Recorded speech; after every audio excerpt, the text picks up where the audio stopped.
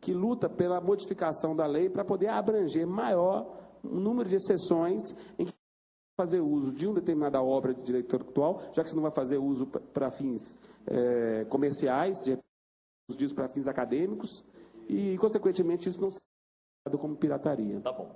Vamos continuar o papo, mas agora, para fechar esse primeiro bloco, nós vamos conferir a moçada do Chapéu Panamá. Agora, por que só um usa o Chapéu Panamá, já que o nome da banda é Chapéu Panamá? Não, essa é uma pergunta importante. Para falar a verdade, alguns foram roubados, na verdade. O Chapéu faz tanto sucesso que fez... É verdade que o Chapéu Panamá não é do Panamá? Tem história assim? É do Equador. Do Equador? Tudo bem, tudo bem. Bom, então vamos fazer o primeiro som e eu quero vocês entrando no papo também, mas vamos começar com música. Fiquem à vontade, o que a gente ouve? Vamos cantar agora Anjo Perdido, música agora sábado, nosso CD. Tá bom. Sobre Horizonte e também na PUC TV. Hoje nós fazemos o nosso programa direto da PUC Minas, Coração Eucarístico, onde a gente transmite junto com a galera da PUC TV, um trabalho bem legal. Muito obrigado aí a presença de todos vocês e vamos continuando o nosso tema. O tema de hoje é a pirataria.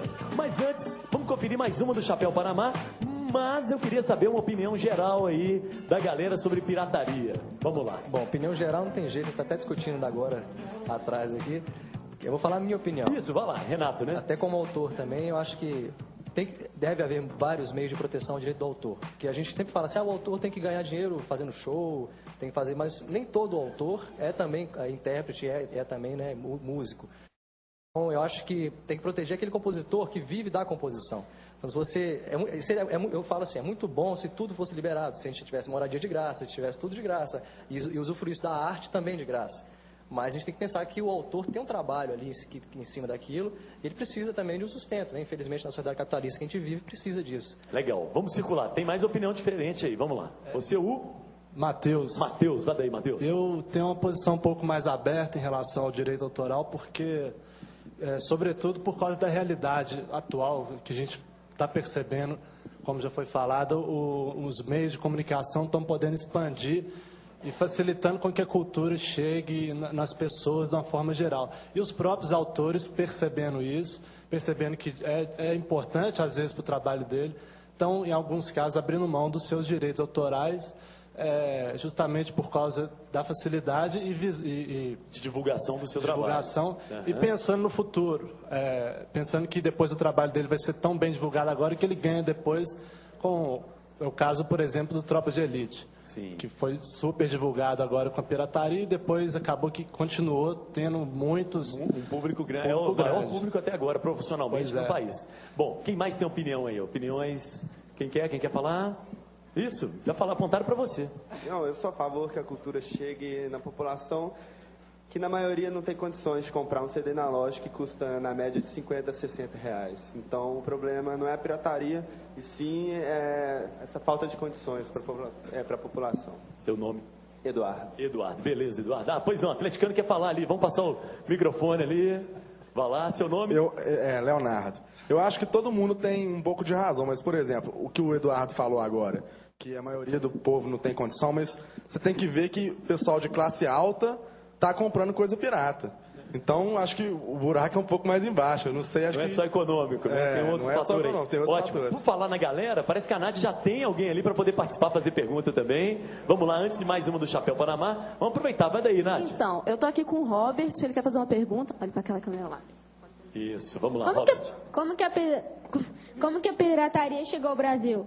Como que a pirataria antes disso, eu queria incrementar até a pergunta dele, não só como chegou no Brasil, mas qual que é a diferença da legislação lá para fora e para cá? Como é que ficou essa diferença? Então tá, valeu. Vamos lá, quem pode falar um pouco? Alexandre. Bom, pirataria chegou no Brasil, acho que... Brasil colônia com os ingleses, Brasil colônia, com os piratas franceses, né?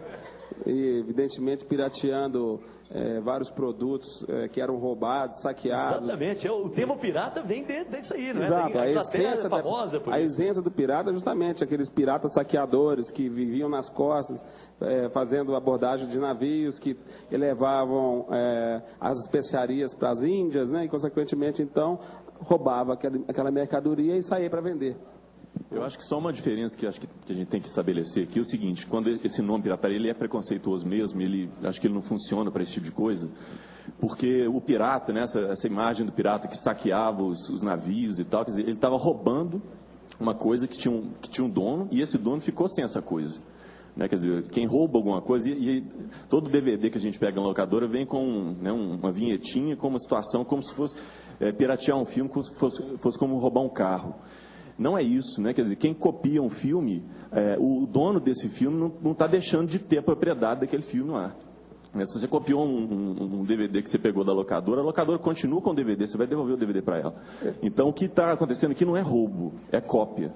Né? Uma outra história, quer dizer, são duas coisas que são de natureza diferente. Assim. Eu só queria colocar um contraponto seguinte, que naquela época não existia o bem material. Né? Hoje, por exemplo, a diferença é que naquela época o valor das coisas estava necessariamente vinculado a algum bem material.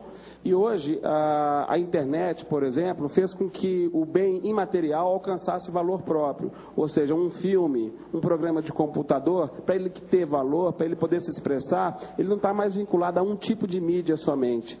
Então, na verdade, a gente tem que tomar muito cuidado na hora que a gente fala em propriedade, porque propriedade está associado muito mais ao conceito de coisa. Físico, né? Físico, Isso, tangível. Né? E no caso de uma obra intelectual, é um bem intangível.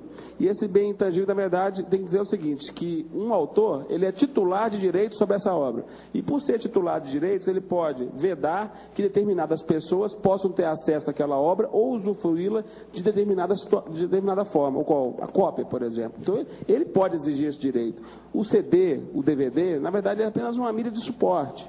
Então, ele está fazendo uso irregular na medida em que tem acesso, ou reproduz, ou passa a terceiros, ou então objetiva o lucro dessa prática, à medida em que o titular de direitos não permite que ele assim o faça. Ok. Bom, tem mais algum detalhe? Não, tem um comentário assim, rapidinho. Alexandre, porque, por exemplo, se pirateia muita obra de fora, né? Tem alguma diferença? Tem como, enfim, a legislação deles atuar sobre o Brasil por a gente estar fazendo essa cópia ou não? Na verdade, o que acontece? Quando uma pessoa lança um produto, uma obra intelectual, evidentemente que aquela obra ela tem validade de proteção dentro de determinado zona geográfica. Né? Então, nós temos dois regimes muito distintos no mundo, que é o copyright, que é um regime que está muito mais vinculado aos Estados Unidos e aos países anglo-saxões, como a Inglaterra, por exemplo, e o direito do autor, que tem uma iniciação na França e que foi o regime que nós adotamos aqui no Brasil. Então, é necessário que qualquer pessoa que resolva fazer uma criação intelectual, que ela não só preocupe em fazer o registro dessa sua obra no país de origem, mas também nos países em que ela vai querer fazer a exploração comercial. Então, não é o fato de você registrar aquele produto num país que já lhe garanta em todos os países do mundo. Alguns países estão vinculados a determinados tratados que dão esse regime de proteção, outros não. Então, é necessário que ela se faça valer presente com o registro dessa obra intelectual. Existe em cada país do mundo um determinado órgão que fica responsável por fazer esse tipo de registro, para que possa, então, conceder os direitos de titularidade em relação ao exercício comercial dessa obra. Cadu, você está a fim de falar, né?